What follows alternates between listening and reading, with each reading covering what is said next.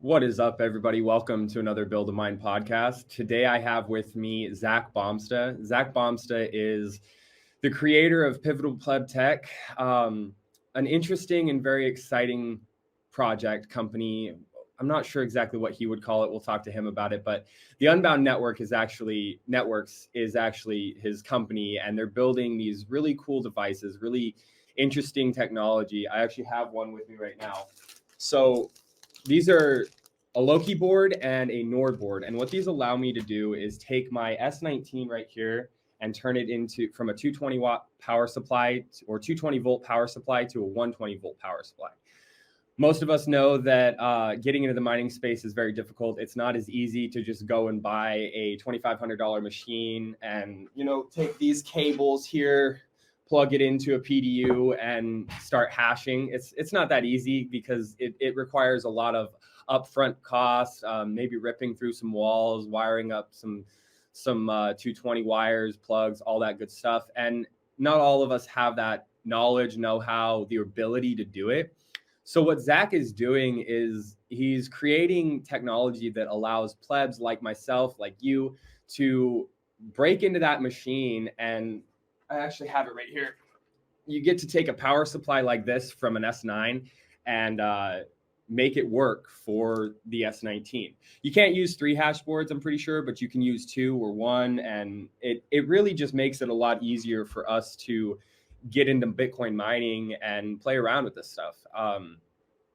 So I'm super excited about this episode. I have a lot of things that I want to talk to Zach about, mainly his ethos. So his ethos and his theory that he's been working on for a while is, we need to hyper decentralize the Bitcoin mining network. And the way that we can do that is by getting Bitcoin mining heaters into 1 million homes within the next 5 years. By doing that, we could decentralize the network by almost 300 exahash, and that is a very large, very intense feat that he's trying to accomplish. And I think that it can be done with pleb miners like myself, pleb miners like him. Like it's going to happen, and it's going to take really cool tech like this that allows us to do it. So, I mean, without further ado, I'm going to do an ad rip real quick, and we'll get into the episode. So, oh shoot, hold on, my bad, guys.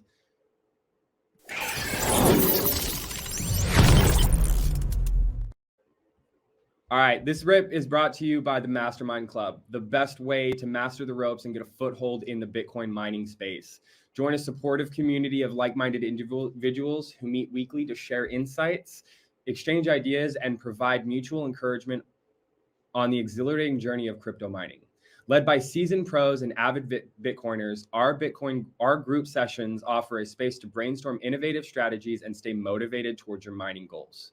As a member, you'll gain access to exclusive monthly deep dive sessions, jumping into technical topics such as heat management, site optimization, the intricacies of site development, and so much more. Acquire the knowledge and skills needed to navigate the complexities of mining operations with confidence. What sets us apart? In addition to our value additive group dynamics, members enjoy personalized one-on-one sessions with Scott's team, industry veterans ready to offer tailored guidance and support. Plus, you'll get the opportunity to connect directly with Scott himself. You'll gain privileged access to pre-sales and minimum order quantities from Scott's Crypto Mining. So secure your place in the ever-evolving world of cryptocurrency with insider opportunities reserved exclusively for our members. Whether you're a budding enthusiast eager to explore the world of mining or a current miner seeking to expand your operations and stay ahead of the curve, the Mastermind Club is your partner in success. Join our Mastermind Club today and let us help you on your Bitcoin mining journey. I've made it super easy. If you just click let me pull it up. Sorry, guys. Let me pull it up. Where'd it go? There it is. Just click the QR code or scan the QR code, and it'll take you right to the website. Also, in our show description will be the other stuff. So let's get back to the episode.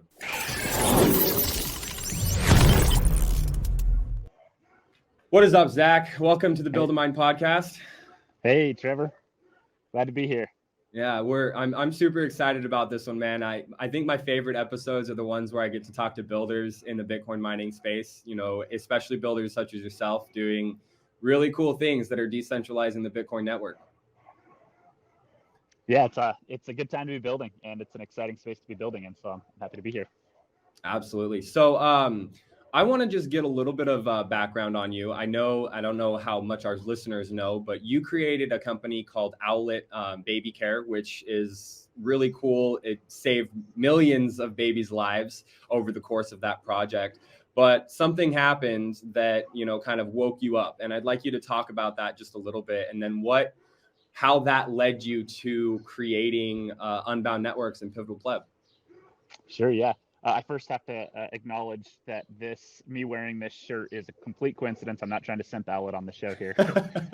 I was actually kicking myself. I was like, oh, I should have worn my Bitcoin bull shirt with, the bull with the Bitcoin chain around its neck that Crypto Cloaks makes. But anyway, yeah, so like you said, founded a company out of college with some friends called Owlet Baby Care. It's a company that makes a little smart sock that goes on baby's foot and alerts parents if baby's oxygen or heart rate levels are out of normal zones. And we started that company really out of necessity. I married young, had kids young. My co-founders all married young, and were planning their families, and were just somewhat terrified, kind of in a similar state you're in. I don't know if your listeners know, but talking backstage about you guys getting ready to have your first kid. Anyway, we realized that, here we are in the 21st century, and there just wasn't a whole lot of great technology solutions for helping to keep babies safe. So we set out to build this Owlet Smart Sock, and had a lot of success. Over the course of the dates get all mixed up in my mind, but over the course of roughly 9 years, we went from, just a dream, an idea, to eventually selling over 2 million smart socks to this point today, and really, getting thousands of stories of how the Owlet Smart Sock helped protect babies or help parents really kind of save their babies in really dire situations. And it was extremely rewarding. But we started out kind of just as these naive, innocent college kids, just with a mission and vision to do good, to help save babies. And we were quickly woken up to the regulatory state. As we were building out Owlet, it's kind of crazy. We surrounded ourselves with mentors and people that, industry captains, people that have been through this before. And I remember being on the call with this mentor that he was in the medical space, and he was telling us, what you guys are doing is illegal and you're going to go to jail. And it was just like, wait, what? We're building a pulse, like we're not like exporting, arms controlled sanctioned list things. Like, we're just trying to build these things to save babies' lives. Luckily, we were operating in somewhat of a gray space, because pulse oximeters, you can buy over-the-counter pulse oximeters for sports or for like mountaineering or planes. The FDA doesn't regulate those, and so anyway, it was a little bit of a gray space, and it wasn't as plain and simple as the guy put it. We weren't doing anything illegal, and we weren't getting ready to go to jail. But anyway, we started working with the FDA. A couple years into it, we're like, we need to, okay, we can no longer claim that we're naive and we don't know. Like, we need to go in and start collaborating with the FDA. And we actually put together an FDA medical device submission, and submitted that to the FDA. And our submission got desk rejected, which essentially means they take one look at it and they reject it just outright. They don't even really kind of go into it. And so we reached out to the FDA. Nayib Bukele. Sorry, we did not reach out to Nayib Bukele. We reached out to Bakul Patel, who was at the time the director of digital health at the FDA, and asked him, why this thing had been desk rejected. And he essentially just said it got desk rejected because, in my view, this isn't a medical device. You guys just need to, look at just be careful what kind of claims you make, and you should be fine. So we're like, great, that's fantastic. Can we get that in writing? And he's like, well, we don't really do that at the FDA, but you can take minutes of this call, and then I'll sign the minutes saying that, this is the conversation we had. So he did that, got a signature, got all buttoned up, and we thought we were golden. We're like, sweet. Welcome to regulatory networks. Yeah, I know, right? So, actually, this is kind of precious. This was kind of our Trump endorses Bitcoin mining moment in Owlet's journey, right? It was like, oh, cool. We just got the director of digital health at the FDA, like the top dog, telling us, you guys are okay. You don't need that, no problems here. Similar to how Bitcoin just got, a leading presidential candidate to say, hey, I want every Bitcoin, every remaining Bitcoin made in the USA. Yeah. Like, Yeah. so it kind of lulled us into this sense of like, hey, we're good. Like, we don't need to worry about the regulatory state. Let's go. So over the course of the next 6 years, every now and then the FDA would come and inspect. They have to follow up on any kind of complaints or finger pointing that they get from people in the industry. And so you had people in the industry that were like, hey, we think there should be a medical device. So they'd come in, or they'd see our claims and they'd say, hey, we don't like we don't really love the language you're using in this claim. We need you to change it. And so, you know, we changed the claim, and they'd go away and they wouldn't come back, and we think we're okay. Fast forward 6 years, and we get blindsided by the FDA, who releases this public warning letter. And actually, I need to back up. In that intervening time in those 6 years, we had gone from, you know, a really young startup, kind of in our beta days, where we had just had maybe a few dozen beta devices out among beta testers, to fast forward 6 years, we're now a publicly traded company valued at $1.4 billion. We've sold millions of devices. We've got hundreds of thousands of active nightly users. We've got tens of thousands of stories of this device making a difference in parents' lives, right? So we weren't this, like, we'd kind of become this relatively formidable company, all the while, you know, working with or collaborating with the FDA as they brought their concerns to us. And then one day, last day in October in 2021, we get blindsided by this public warning letter.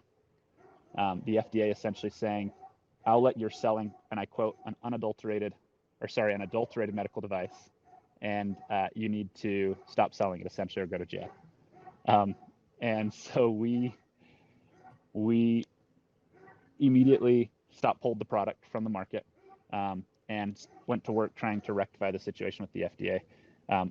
Just happy to report we were able to work through all that. It cost the company close to $100 million to get it all worked out, to kind of manage the fallout. And today we're now products and are back in the market, and the company's doing well. But it was a very, I guess, a very pivotal moment in my life to just kind of see how we could go from, you know, the director of digital health telling us, you guys are good, to 6 years later getting blindsided and shut down, close to shut down almost immediately. And, you know, we're actually really lucky because we had gone public just a few months before getting this public warning letter. And as a public company, we had raised quite a bit of cash. Had that public warning letter come just a few months earlier, we wouldn't have had the cash to deal with it. We would not have been able to kind of overcome this $100 million face punch. Yeah, it's kind of just worked out in the wash to make it to where you could keep the company afloat and not have to go under. I'm curious because obviously this is something that many people have dealt with, and you have lived this experience directly. How does that play into your creation, your ethos of Pivotal Pleb and Unbound Networks? Yeah. So, you know, shortly after getting this public warning letter, it became apparent that my job as the CTO in creating new technologies for the company wasn't going to be in high demand, because we had a couple years of, you know, fighting with negotiating with bureaucrats. And so I took a step back. I went on an extended sabbatical, and at that time, actually fell down the Bitcoin rabbit hole, really dove into Bitcoin. And with my background being in hardware, I was pretty quickly drawn to Bitcoin mining and kind of that aspect of it. And when I started diving in and realized kind of the centralization of hash rate, you know, I pretty quickly connected the dots and thought, wait a minute, if we have centralized hash rate, if we have just a few throats to choke for the government to go after, like, we're at just as much risk. We're at just as much risk as, you know, changing political winds, people coming in and, you know, saying one thing, and then a few short years later, the political winds have shifted, and now they're doing something totally different. Simply put, we were at the whole Bitcoin mining. You know, every major corporate miner in America is at risk of being rug pulled by the regulatory state. Mm-hmm. And for me, that was just, you know, it was so fresh in my memory at Owlet. It was so painful in my memory at Owlet. I was like, okay, Bitcoin humbles you quickly, and there's not a whole lot that I can do to contribute to. I'm not a Bitcoin core developer. There's not a whole lot I can do, but maybe what I can do is kind of, share this story of how quickly the regulatory state can rug pull you, and then go about seeing if I can effectuate a change in hyper decentralizing the hash rate of Bitcoin. And the idea there is, when you've got when you're centralized, either a lot of times when we think of centralization, we think of, geographic centralization, or pool centralization, but we don't often think of legal entity centralization. And right now we've got a huge legal entity centralization where, a relatively, a very large percentage of the total hash rate is controlled by just a handful of legal entities. And so the idea that as I'm kind of reliving this experience, or recognizing this vulnerability in the Bitcoin mining space, is like, okay, we're on this trajectory of centralization, and it's just becoming more and more central. These large miners are leveraging economies of scale. They're leveraging the public debt markets, and they're really kind of making it very difficult for individual miners and decentralized miners to make it in this game. And so I thought, okay, what can I do to kind of change that trajectory from more and more centralization to decentralization? And that's when I started playing around with mining equipment and came up with the idea for Pivotal Pleb. The idea of the name being, how do we pivot away from the trajectory, the centralized trajectory that we're on? How do we pivot away to a more decentralized hash rate or network? Yeah, it's, to me, that is the thing that kind of drew me into your story, especially because so a lot of people know this about me, is my ethos is that I think that the middle class built this country. I think that the middle class pulled us out of World War I, it pulled us out of World War II, and it'll pull us out of every other disaster that we may have, as long as we have a strong middle class. The problem right now is, for the last 53 years, the middle class has been devastated, just absolutely decimated. Well, we all know that that's because of the money.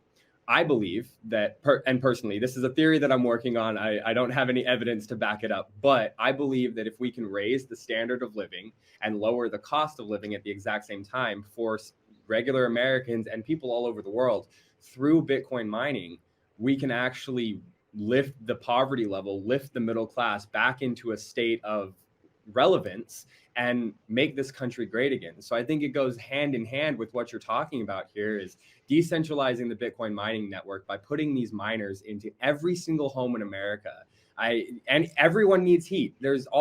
I would venture to say there's billions of houses across the world that need heat.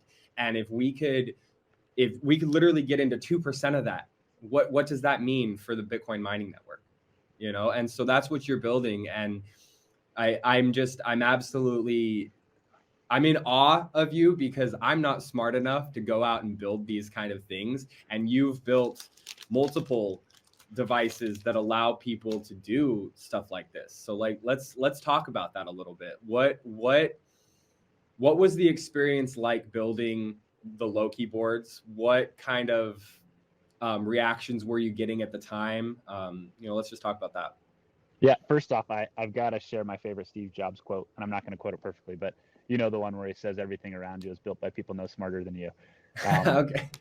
And there's a lot of truth to that. I think I would just amend to it that the only difference between you and the people that built the stuff around you is where they decided to put their focus, right? So I don't know the first thing about going out and building up a podcast and a podcast community and getting out there. So I haven't put my focus there, but don't sell yourself short. In the words of Steve Jobs, the stuff around you is built by people no smarter than you. So, but yeah, so the experience on developing Loki. So it started with me identifying a problem that I was having. So okay, in the early days, I don't usually share this, but in the early days, I was caught up in all the different altcoins, right, and wanted to. I was on the Coin Wars or whatever, Nice Hash or whatever calculators, looking at, what's this library script miner do? How much can I earn a day? It's just I was looking at it from a very profiteering standpoint. Yeah. And this was back before I fell down the Bitcoin rabbit hole. This was just like me wearing a CTO hat, being like, okay, I gotta, this is a new and upcoming technology. I want to know about it. And I And can what make year some was money. this? Was this 2021? No, this was, so I did a foray into crypto, probably in, I don't know, probably about 2015, 2016. Wow. Okay. Okay. And I actually, I bought an Avalon. Oh, I don't even remember the model of it. It was one of their earlier models. It was still like the single, it wasn't the taller dual miners, but I bought one. It was a Bitcoin miner. I bought one. I put it in my brother's basement in Idaho, and we started heating his house with it. He had this like weird setup where he had this basement that was more like a cellar, and he never went down there. And so it didn't matter that this thing was screaming loud. It still ran from 120 volts. We put it in his house, and it ran for, a while. And he was happy with it. He's like, look, I've cut the cost of my heating fuel. We're mining Bitcoin. It was pretty great. Unfortunately, my time at Owlet, or my responsibilities at Owlet, just kind of kept picking up, and I couldn't support it anymore. He moved out of that house, and it fell by the wayside. So then fast forward to now 2021, when I'm on sabbatical, or 2022 is when I started my sabbatical, but the winter of 2022, and I'm like, wait a minute. I remember, how many years ago, helping my brother heat his house. I want to do the same here in my house. I'm in Utah, cold winters. Yeah. And I thought, I want to do the same here in Utah. So I revisited the Bitcoin mining scene, and quickly found the pleb mining community and all the passion behind the pleb mining community, and thought, oh, this is great. I was seeing people like Tech Engineer or the guy Swan that were rigging up these Bitcoin miners in their attics and heating their entire homes with these Bitcoin miners. I'm like, yes, I'm going to do that. And so, I set out to do this. And the first challenge I run into is I don't have an available 220 volt outlet.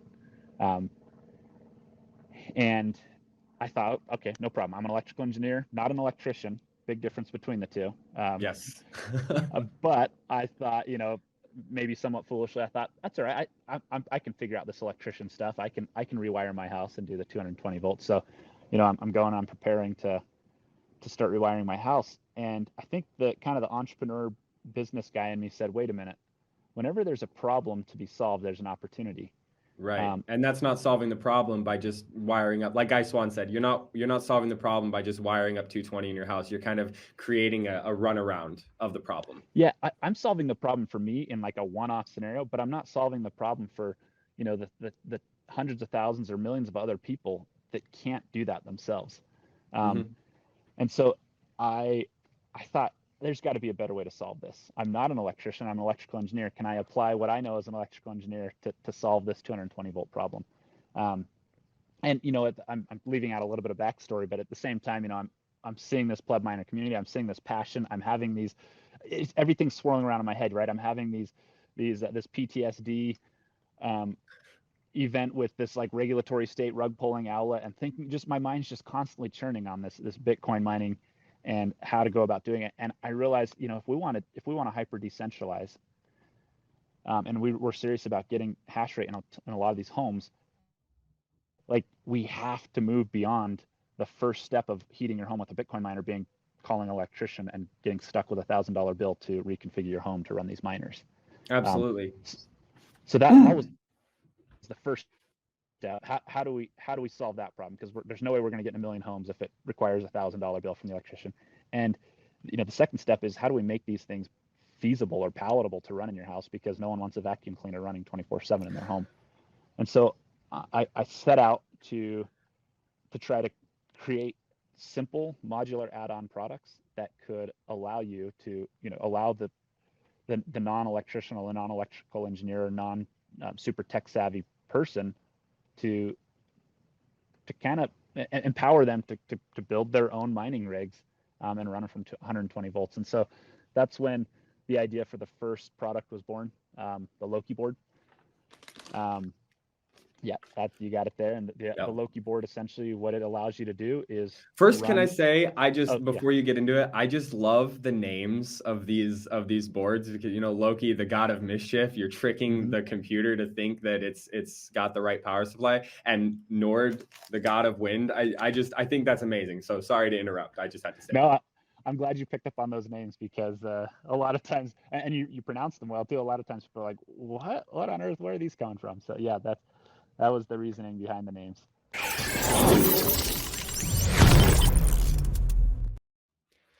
What is up, everybody? So this rip is brought to you by the Mining Conference. Join us this fall for an energizing event in Brainerd, Minnesota that will no doubt help to shape the future of the Bitcoin mining space. The Mining Conference will feature industry leaders, thoughtful speakers, and builders from all over the mining industry. Gain exclusive insights, forge valuable connections, and explore the limitless potential of Bitcoin miners. Participants of the Mining Conference can also snag tickets to a one-day build-a-mine crash course at a fraction of the cost of our normal 3-day bootcamp. Don't miss out on this opportunity to take your mining game to the next level. Mark your calendars and secure your spot today. Let's build the future of Bitcoin mining together at the Mining Conference this fall, September 27th through the 29th. You can go to the website, theminingconference.com, for more information. Event details will be in the show notes.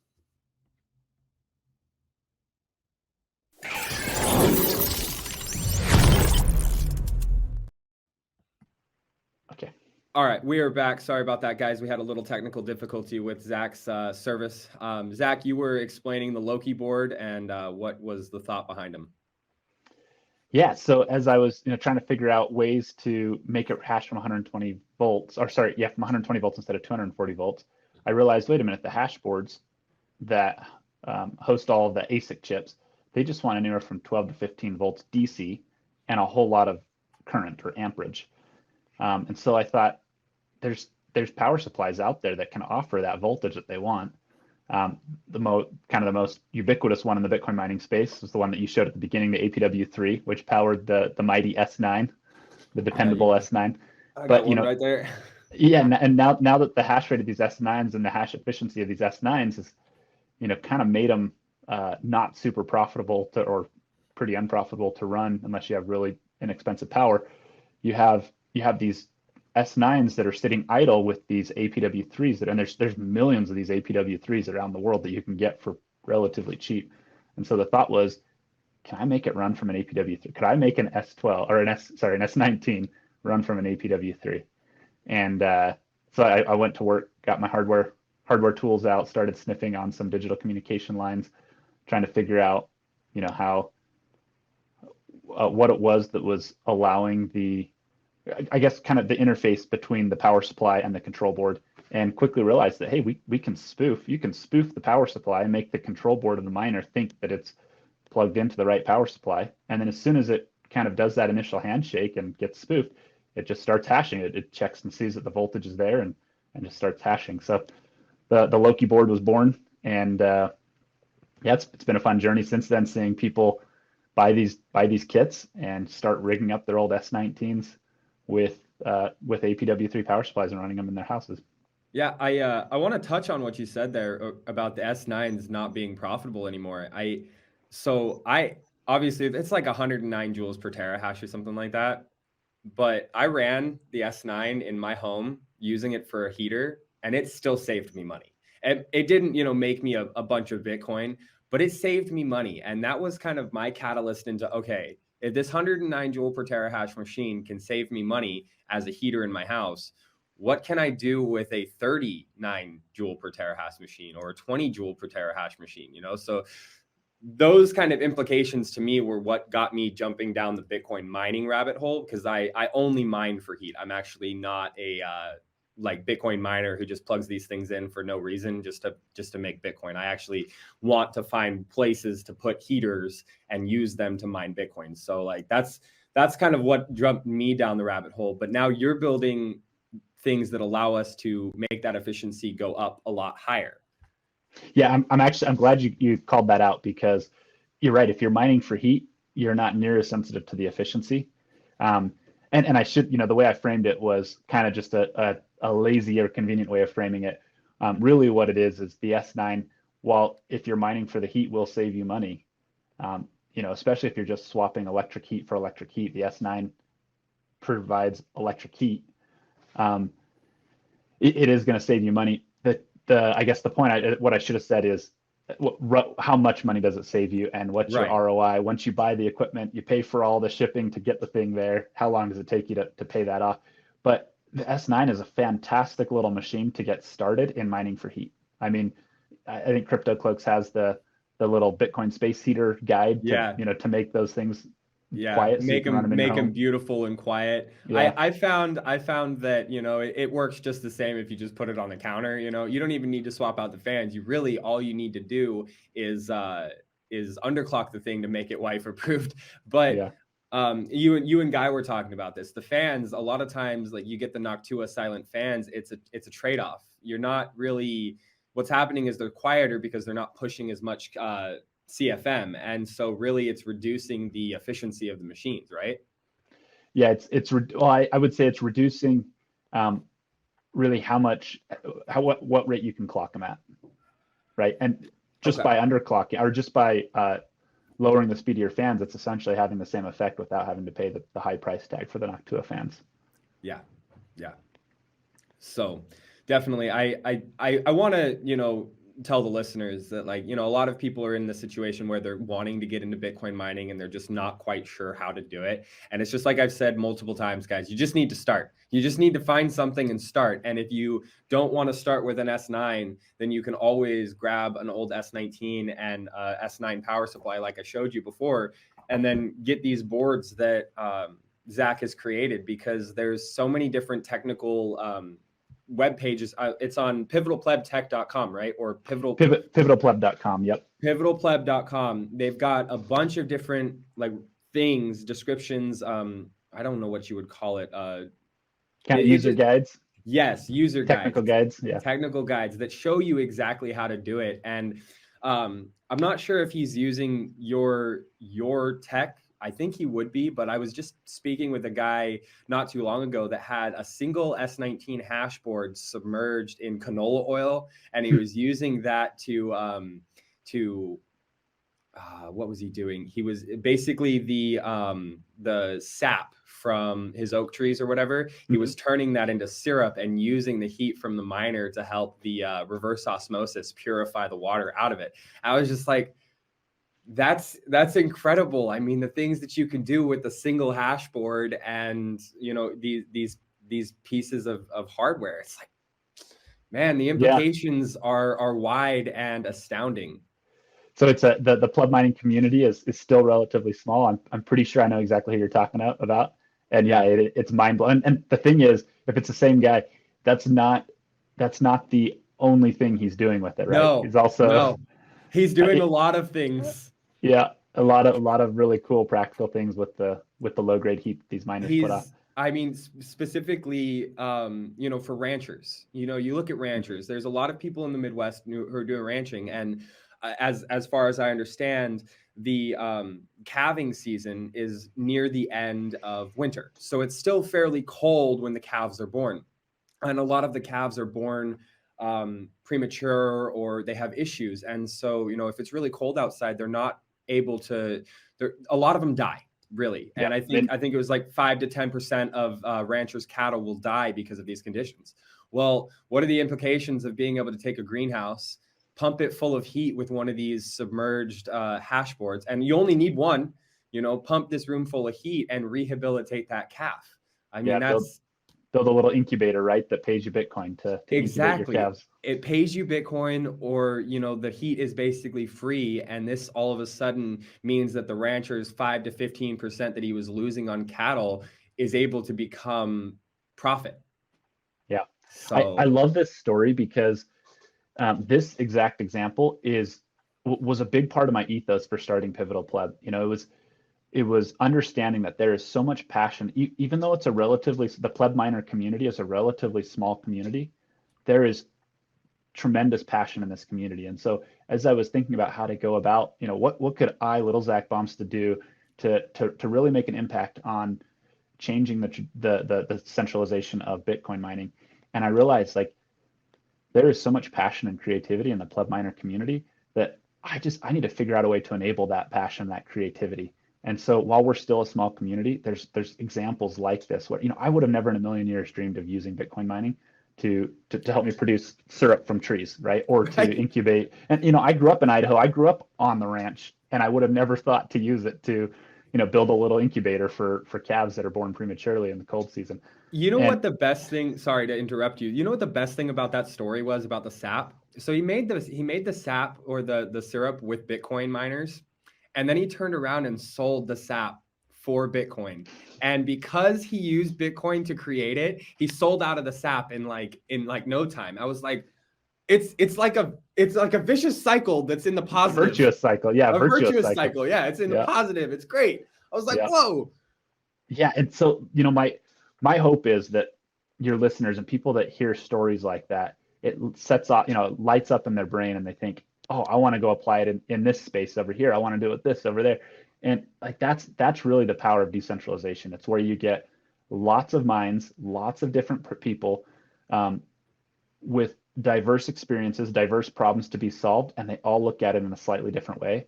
When you get tens of thousands of people able to do that, it takes time. That's one of the disadvantages of decentralization. It takes a lot more time. You can't just go, buy some Super Bowl ad or some big billboard and land a few big deals or I should say maybe more applicable to the Bitcoin mining space. You can't just go sign a PPA and, throw up a $200 million facility and start mining Bitcoin. Like, it takes time and organic growth, but that human ingenuity, the human creativity, when given the right tools and that unlock that, it's the most powerful force on earth. And so that's what I'm hoping to do with Pivotal Pleb. That's the ultimate goal here, is let's provide tools that will unlock that human ingenuity and creativity for scenarios just like the ones we've been describing. And, backing up just a little bit, I would say, for your listeners, the S9, I hate to disparage the S9, and I feel like I did that a little bit. The S9 is it's probably the best place to start mining because you can get it for so cheap. It's, the stakes are low. You're going to make a mistake. You're going to blow up a machine, but it's only $100, It's a fantastic place to start. But listener beware, once you get going on this hash, you get addicted to hash pretty quickly. You get hooked on it, man. You'll quickly find yourself subscribing to the Kaboom Racks Telegram channel, keeping an eye out for some low-priced S19s that you can buy. But the S9 is kind of a gateway drug, or even I would even say that the BitAxe. I know you had Scott on your show recently. Yeah. The BitAxe is a fantastic gateway drug to just figuring out what this mining is. Just tinkering around with it, man. Like, just playing with it and getting your hands dirty in the space is enough to light up these bulbs inside your brain and go, well, what else can I do? Exactly. Yep. Now making the jump from the BitAxe to an S19 is a lot bigger jump than going from an S9 to an S19 because the BitAxe doesn't have the noise and power and heat problems that the S9. Yeah. I say heat problems, but I should say ramifications, right, or opportunities. But so starting with the S9 is lower cost and will get you a little bit closer to the kind of dynamics you're going to be system dynamics you're going to be dealing with when you eventually try to build your own S19 or S21 low-key rig. But yeah, it's a great place to start, and just know that like once you get that sweet hash heating your home, it's hard to shut your brain off and walk away from it. And hopefully you'll be thinking about the next 10 things that you can start heating with Bitcoin. It's funny that you say that because I have caught the bug, and the only thing that keeps me from building out all these things that I want to do is money. I don't have enough money to go and spend on this stuff, and I don't like spending my Bitcoin. I used Bitcoin to buy the Loki board and the Njord board, and that was like the first thing that I've used Bitcoin to buy in a long time. But I thought to myself, this is worth it, But you talk about like all the different ideas. Like I'm a little bit more of, the hands-on kind of guy. And I feel like I'm hands-on because I don't like paying people to do things that I'm perfectly capable of doing myself. So I actually had, Cade Peterson on from Softworm LLC. And that episode's coming out in the next few weeks. But we talked about integrated immersion systems. And he's just taking the S21s, the S19s, and dipping them in a C2 fog hashing tank, hooking up the heat exchanger, some radiators and fans and stuff like that. And that's a great idea. That's really cool. And I kind of want to build something like that because I think the implications are astounding moving into the future, especially in my small town. But now I'm thinking about this. I'm like, okay, what about taking an S19 or an S21 hash board, and instead of building this huge tank, what about a small tank? What about a small immersion tank that, is running 1 or 2 hash boards and it's heating a smaller area? What's the size profile of something like that? And it can still be hooked into your central air. It can still be hooked into your water heater. I don't know what the heating like numbers are, whether it's something that like you would want to put two S19s in, or, you know, if one hash board would do it. But I can say that with people like myself, people like you, and people like Kate building these systems, tinkering, messing around with it, it's just going to open doors further down the line, and it's going to help to decentralize the network. So totally. Yeah. You may be familiar with Bob on the Home Bitcoin Immersion Mining channel. He actually has a video doing a small tank build out like that, a small immersion tank build out. And it's really cool to see that immersion mining has so many advantages over air cooled mining. what was his name? I want to make sure I get that written down, because maybe I'll get him on the podcast. Yeah, his name's Bob. Home Bitcoin Immersion Mining is HBIM is his YouTube channel. And he actually has lots of videos on the different immersion systems, ways to go about doing it. And he actually has a video where he builds a Loki immersion miner, one that can run from 120 volts. So similar to what you're describing. And there are a lot of advantages to a system like that.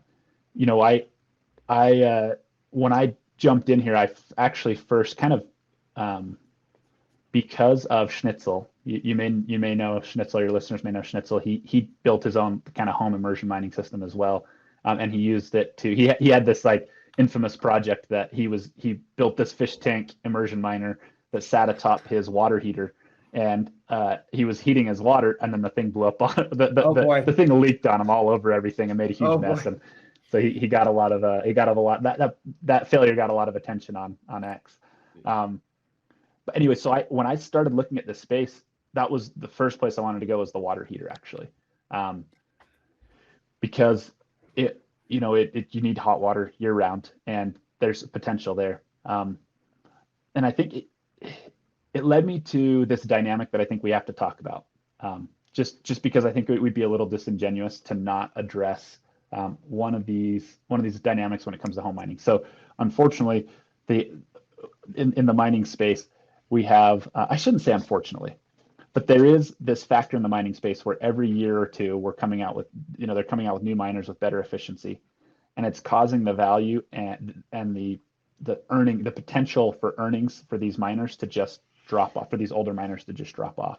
Absolutely. And so as you think about home mining systems, you really have to think about, is this thing, you can very quickly come up with exotic designs that cost a lot of money. You have to think about your capital expenditure, or CapEx for short. How much money am I going to put into this system, and how long is it going to take my little miner to pay off all the money that I put into this system? And so when I was first looking at this in this space, I was thinking, okay, I want to do this water. Actually, let's back up. You know, I said earlier, you know, no one's going to want to get stuck with $1,000 electrician bill just to run 220 volts, so that they can run a Bitcoin miner. That kind of plays into this CapEx discussion, right? If you stick yourself with a $1,500 bill, and then you have a miner that's, you know, earning $1 a day, you're talking about just $1 a day, because the miner has kind of fallen behind in efficiencies and how much it's earning potential because of new miners coming out. You know, if let's say it's earning $1 a day, like that's going to take 1,500 days to pay itself off, assuming that the hash price stays the same. And, you know, if history is any indicator, it's going to take even longer than that, because it's that $1 a day that it can earn is going to drop down to less than $1 a day.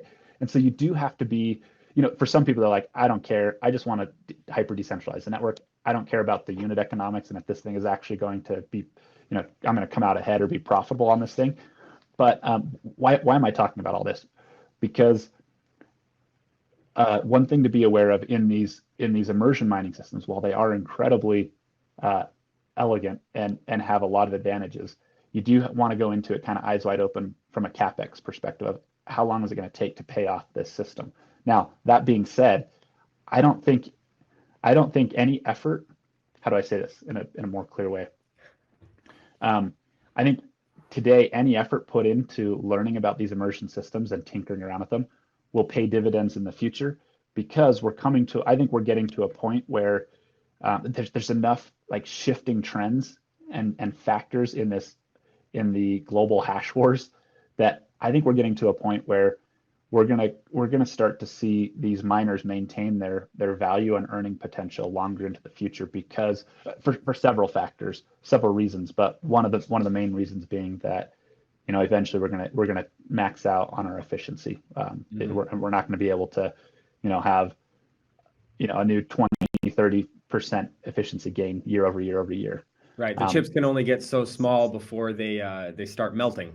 Or so efficient, right? I mean, Yeah. you look at the new S21 that came out. What are we looking at? 17 to 19 joules per terahash. But these things, we're finding that they are extremely finicky with temperature swings. They're very, very, very sensitive to the temperature swinging, and the efficiency changes significantly. That's an effect of going with a smaller and smaller node process, and eventually we're going to get down to a node process that's so small that a 5 degree C temperature swing is going to double your efficiency, or I guess hinder your efficiency by a cut factor it in of 2x. half. Right. Yeah. And so anyway, all that kind of this long-winded diatribe is to say, today, if you're crunching the numbers on some of these more elegant immersion systems, running an S9, it's not going to pay itself back in any probably. I shouldn't say it's not going to, but it's going to be hard for it to pay the system to pay itself off in the near term. But like I said, that experience you get will pay dividends as these miners maintain their earning potential longer into the future. Yeah. What do you think about people who are building systems like Cade? Cade's building systems that allow you to swap out different machines. So I mean, is that a way to stay relevant, or is that going to also, if they start changing the form factor of the ASICs, that's going to hinder his ability to stay relevant? Yeah, I think definitely kind of future proofing your setup in a modular way is definitely worth looking into. And Cade's got the right idea there, right? I want to be able to quickly swap out so that now, when he decides that the S21s are within his price range, he can go and start swapping out, I don't know, his old S19 or S19J Pros, whatever he's using. He can swap those out with the S21. Definitely a smart move. And that it changes the calculus a little bit. It gives you a better opportunity for recovering that CapEx. But now you have to go and add in the value of the new machines that you're swapping out to your initial CapEx. But yeah, definitely future proofing is important. I know there's been a lot of talk about changing the form factor, but man, there's a lot of inertia behind this shoebox design. Yeah, I know it's an industrial design, and it's something that I've talked about in the past. Is that like the pleb miner movement, we don't need these form factors for these machines. We don't need an industrial machine that goes in a warehouse, you put thousands of them in there, and you just let them go. Like what we need in the pleb miner movement is we need specifically designed devices that go in different locations. I mean, I'm in construction, so there's a lot of times where you need heat to do certain things. Like if you need to dry out your construction process, or you need to warm it up so that you can dry some drywall mud or something along those lines. It's not really feasible for me to just take this S19, even if it is configured with a Loki setup, and plug it into a client's house. Like that's not really like something that's going to work for me. But, I feel like moving into the future, more people are going to build designs based off your chips and your boards that are going to allow us to create these form factors of little space heaters that go in modular or in different areas of life. I think that okay. Let me preface this by saying to you, like, this is my first cycle. This is my first run in Bitcoin. Like I'm a novice. I don't know anything. So like, this is just intuition and like what I can see, but I see the mining movement changing. You've got these huge pubcos, we'll call them elephants like Bob Burnett calls them, that are, huge targets, massive targets. And what you're talking about is building products that allow the rabbits to flourish, to just, be all over the place. So how do we do that? Well, it's going to take, like I said, plebs building products that allow us to put these things in all different areas, not just in our houses for heating the house. We need other things that need heat. And what's that going to entail? How's that going to look? I couldn't tell you. All I know is that it's going to take dedicated people, people who are interested in Bitcoin mining, people who have that tinkering mindset and just want to get in and mess with stuff.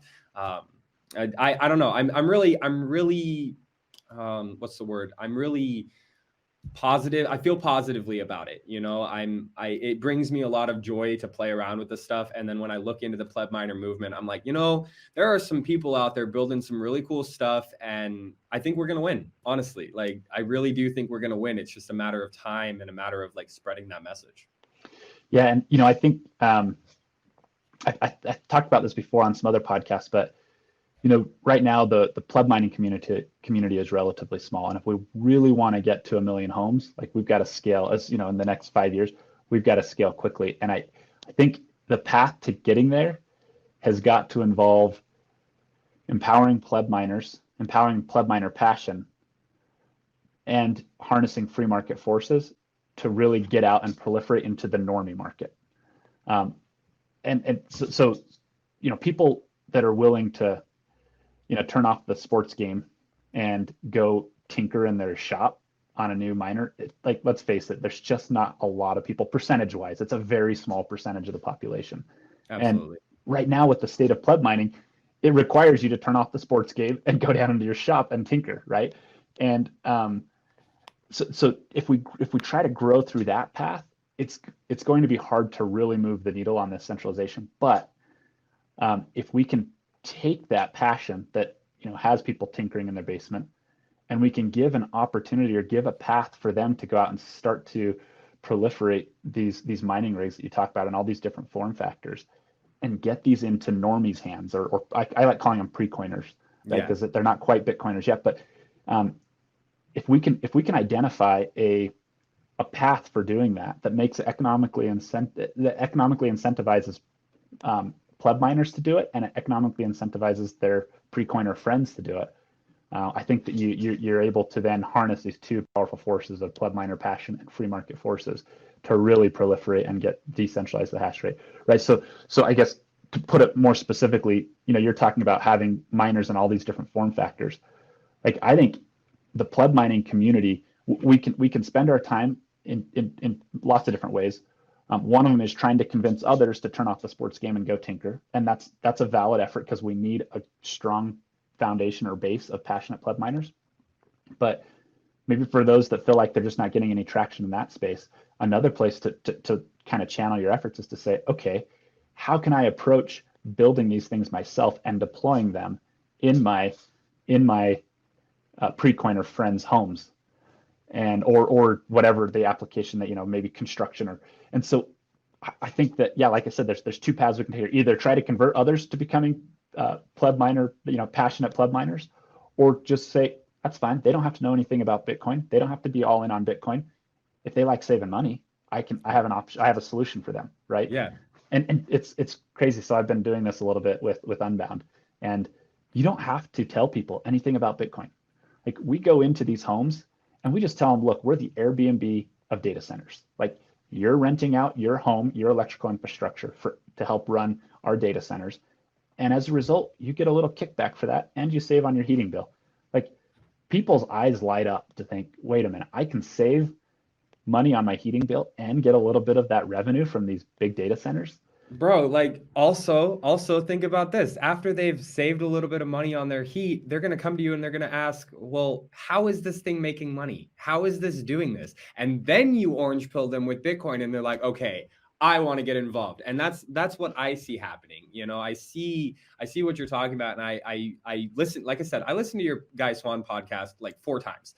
And that's something right there that it's like, people need something to build. And I feel like this is a huge problem in the world. You know, there's not enough, or in America especially, but like, we're incentivizing people not to work, so they're not working and they're not building businesses. But if we empower that pleb miner passion, and we give them an opportunity, an outlet to build something for themselves, but also for their communities, they don't even need to be Bitcoiners to get on board with this. All they want to do is save money, and you're giving people that opportunity to go out and build something. And that's what's so crazy about this, is that you're coming at it, like, you, Zach, are coming at the problem from like 4 different angles. And you're like, okay, how do we attack this? And how do we actually decentralize this mining network? It's crazy, man. It's crazy. Yeah, I'm hopeful that, you know, it's like you said, 4 different angles. It's hard to kind of juggle it all and like get the crosshairs on that intersection of these 4 different areas. But I'm convinced that if, it's going to take time. It's going to take a lot of building. It's going to take a lot of execution, but you know, it's something that can actually move the needle on hyper decentralization. And I think that, there's a lot of undercurrents that are happening as well in the mining dynamics, that I think have huge potential favorable wins for pleb miners. Just to kind of touch on a few of those, we're seeing there's Bitcoin mining is going to be competing with AI for electrical infrastructure, right? And for cheap power sources. As that competition heats up, it's going to become harder and harder for the big centralized miners, the mega miners that aren't reusing heat. It's going to become harder and harder for them to compete for those cheap electricity sources. And on top of that, you've got these AI miners you've got these Bitcoin miners that are starting to convert their own rack space into AI, right? Core Scientific just announced a huge deal. And there'll be others that follow because, they're public companies. They have a quote fiduciary responsibility to make sure that they're earning the most they can for their shareholders. And so they're going to go where the money is. So they're going to start looking at converting their Bitcoin mining rack space to AI rack space. And that's good for decentralization. That's good for the pleb miner, because as the power infrastructure gets constrained more and more, it's going to create this bottleneck for these mega miners. And it's going to allow us pleb miners to go in and capitalize on the electrical infrastructure that's already there, right? How many millions of homes are there in the US that require heat and already have the electrical infrastructure built out? You as a pleb miner, the sky's the limit. You can go build your own hashing network, one little Loki rig at a time, one little Bitcoin miner at a time, deploying to friends and family's homes. And you're not constrained. You don't have the same kind of power infrastructure constraints or competing with AI for electricity type of constraints that these big mega miners have. So I think that, there's all these undercurrents that are changing the landscape here for home mining, and where it hasn't been profitable in the past. I should say where it hasn't been, wildly profitable, where you can just waste the heat and be competing with the big dogs. We're getting to a point where we're going to start to get we already have an edge, and the pleb miners already have an edge if they're reusing the heat, but that edge is going to grow as, these big miners start to run into these natural constraints that the pleb miners won't have. And so it's an exciting time. Like you said, like people want to build, and there's an opportunity here again for pleb miners to, with a little bit of work, a little bit of proof of work, we can go out and start building out these networks among our pre-coiner friends. It all cycles back into my ethos, man, or my theory that I'm working on is that, I think that we can rebuild this country. I think we can rebuild this nation and give people a sense of pride in what they do and how they do it, and give them the opportunity to think about what they want to do with their lives. Maybe they're not into Bitcoin, but like their time preference is all skewed. So if we can, give them something to not have to stress out about their heat bill or their electric bill or how they're going to, pay for certain things. It's like all of a sudden they have the ability and the time to think about their future and what they want to put into this world. So I think that it's incredible. So, yeah, go ahead. Sorry. I was just gonna say, can I share one anecdote on that real quick? Yeah, please.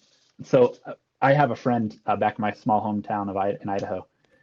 He works 3 jobs. He's a high school calculus teacher. He's a high school calculus teacher. He has a pest control business, and then he has an insulation business. And he is running around doing all of these jobs and barely scraping by. Right? He's just like no time for his family, kind of getting pinched by inflation. And he and I were talking, and I pitched this idea to him. He's not a huge Bitcoiner. He knows enough about Bitcoin. Not yet. I pitched this idea to him of so he's in a small community. He's got lots of friends there. And we ran through the numbers of, hey, look, there's these machines here that you can buy eventually when Unbound kind of gets their product out. But you can go buy these. And do you think you could heat 10 homes in this small community with these miners? And we ran the numbers saying, okay, the average home is going to need 3 to 4 of these to heat. So we split it and said, all right, 3.5, you got to deploy 35 of these machines. And we started looking through what kind of upfront investment that would be and what kind of cash flow that would create for him 6 months out of the year while everyone in this rural community is heating. And once we sat down and ran through the numbers, And where he was kind of a tepid Bitcoiner, not super interested, all of a sudden he's texting me on an almost daily basis saying, "Hey, how's progress going on these? When can I get those miners? This is incredible." Right. So here we have, you talked about the kind of this middle class being hollowed out and beaten up by inflation. This guy's living that, right? Yeah. He's working harder and harder and harder. Yeah. Oh, if I can just get, 3 more homes insulated this year, maybe I'll have just enough, or if I can just enough runway to not die this winter. Yeah. To be able to have to increase it, insulate another additional 3 homes the following year. And so now he's, it's just not working. And when he goes and sees wait a minute, if I can deploy, he's like, I can deploy 35 machines, no problem. I can deploy 350 machines given enough time in this one small community, right? Yeah. And now he's looking at this, rather than looking at investing in real estate and running the numbers on real estate, he's saying, I want to invest in my own decentralized hashing network. Yes. And so that's one anecdote. I was so grateful to have that experience with him, because it was like, yes, that is the power of people building out their own hash networks. Yep. and being economically empowered. It's gonna change the world. I really honestly believe that. That's not me hyper exaggerating it. I honest to God feel like what you're doing at Unbound Network is going to change the world, because you're allowing normal people to get into something that is life-changing, life-altering. So I think it's an incredible project. And I implore all of the listeners out there who want to get their hands dirty, get a hold of me, and I'll make sure that we get you set up with all the stuff. We'll get you set up with an S9 power supply and APW3, and we'll, hook you up with Zach, and we'll make sure that you get the stuff that you need to build these unbound networks. Really, that's really what we're building. So before we close out on the show today, I have a little bit of housekeeping, and I have 2 questions that I want to ask you. Cool. So how has Bitcoin shaped you as a person, and how has Bitcoin shaped the companies that you're building?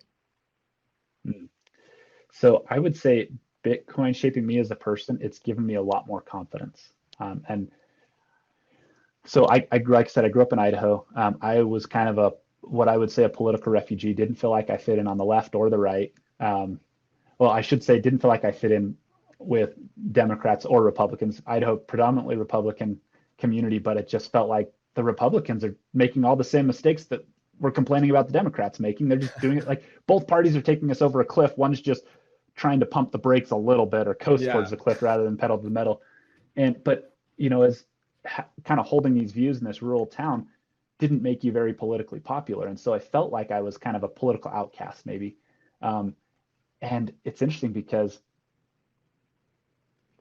when I discovered the Bitcoin community and really the ethos of Bitcoin, it made me realize that there are millions of others like me, that there is that the world isn't completely crazy. There are sound people with with sound logic, and now there are some crazy Bitcoiners. We love them, but yeah, just Bitcoin. It's just this perfect thing that brings all these sound principles together into one beautiful monetary policy that you can touch and you can be involved in, and you can it can have an impact on your life and the world, right? But it's just so beautiful that it brings all of us together and kind of gives us a voice in an otherwise red versus blue type of scenario where you just feel like you don't have any voice. So I think it's given me confidence to go out and be like, no, I'm not crazy. There are these sound principles and other kind of followers of these sound principles out there. And so it kind of allows you to go forward. How has it shaped my companies? It has really highlighted the fiat games that are played in the business world in my mind. So at Owlet, we raised $250 million of venture capital on our, from the time we started the company to the time we went public, we raised $250 million. And man, looking back at that experience through a Bitcoin lens has helped me to identify all the fiat games we played. We had really good venture capitalists. They had a stomach for hardware. They were very supportive and empathetic to what we were doing. But I will tell you, because of the fiat games that venture capitalists play with their lending partners or LPs, like they put pressure on us to do certain things that looking back now, it's like, that was the dumbest thing to do.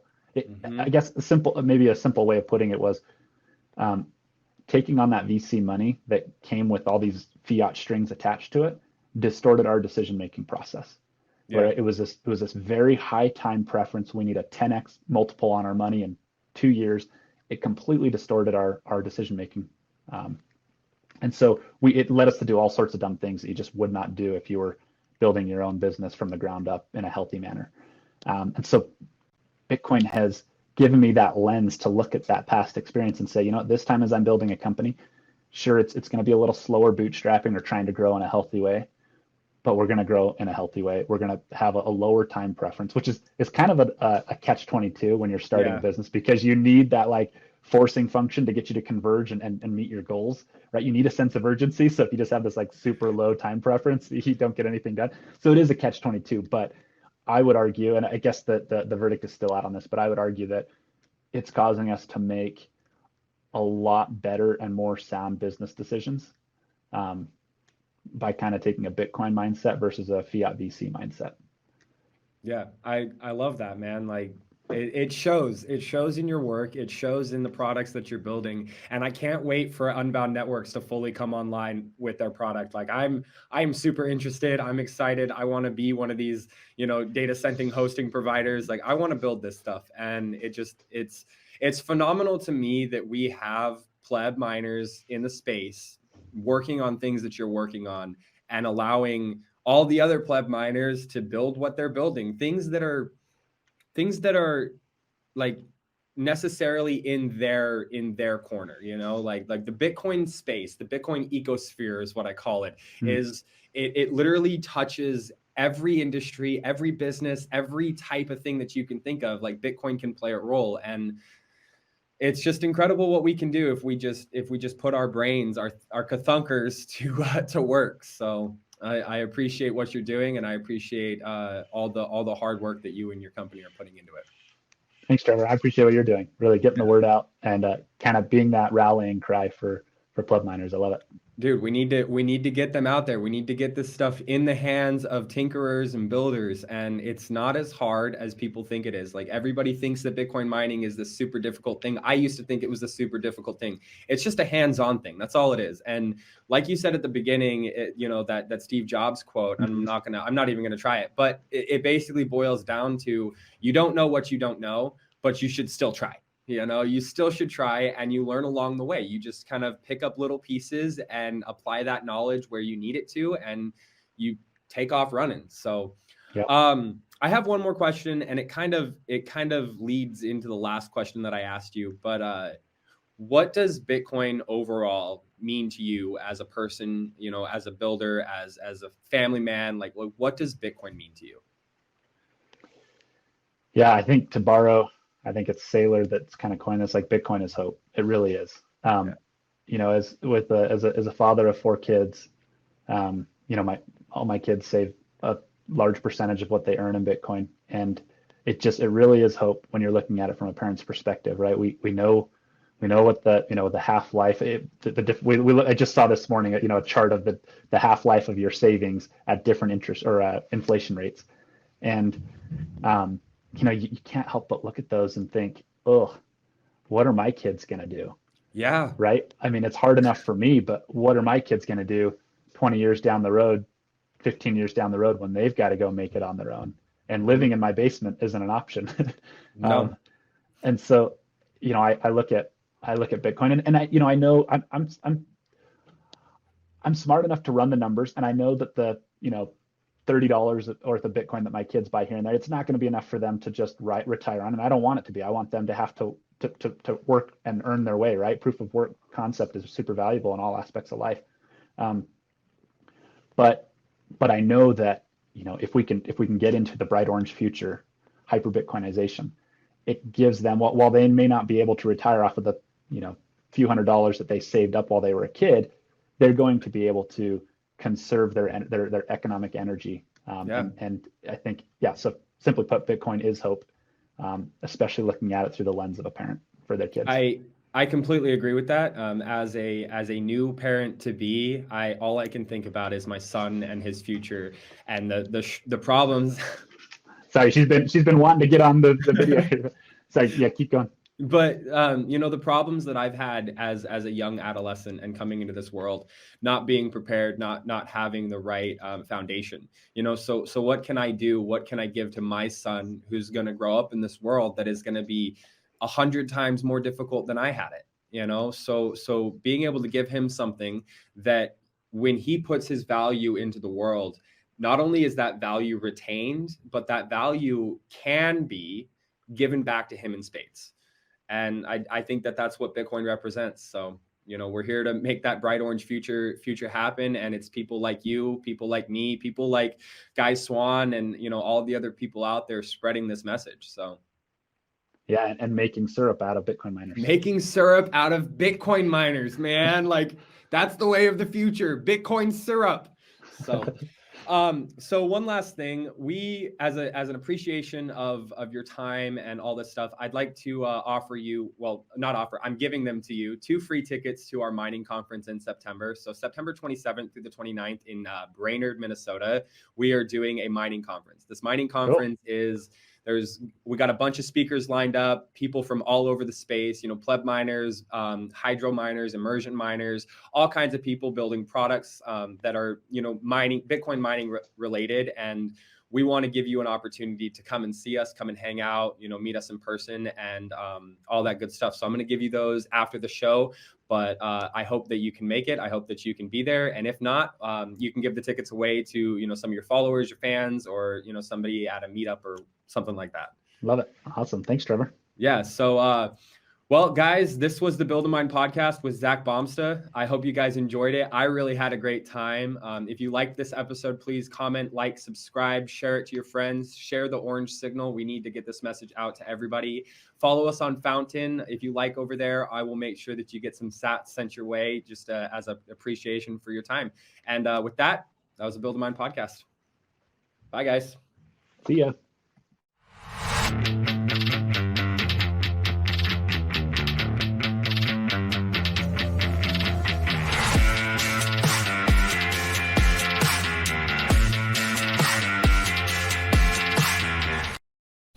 Please note, the Build a Mind podcast provides information for general educational purposes only. This information should not be construed as legal, financial, or investment advice. We do not guarantee the accuracy or completeness of any information presented, and we encourage you to consult with a professional advisor, legal advisor, and/or financial advisor before making any financial decisions.